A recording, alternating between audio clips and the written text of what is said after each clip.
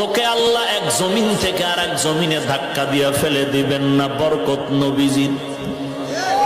আদম নবী বলেন, আমি আদম নবী হওয়ার পর একটা মার্জিত ভুল করার কারণে আল্লাহ তাআলা আমার স্ত্রীর থেকে আমাকে আলাদা করে দিয়েছে। একদিন আর দুদিন না, বছর বছর এত দূরত্ব হয়ে গেল, আমি আর আমার বিবি হাওয়াকে চিনি না। কিন্তু মুহাম্মদ নবীর বরকতে উম্মতেরা যদি ভুল করে, আল্লাহ তাআলা ওই ভুলের কারণে স্বামীদের থেকে স্ত্রীদেরকে আলাদা করবেন না। আদম নবী বলেন, 4 নাম্বার আফসোস,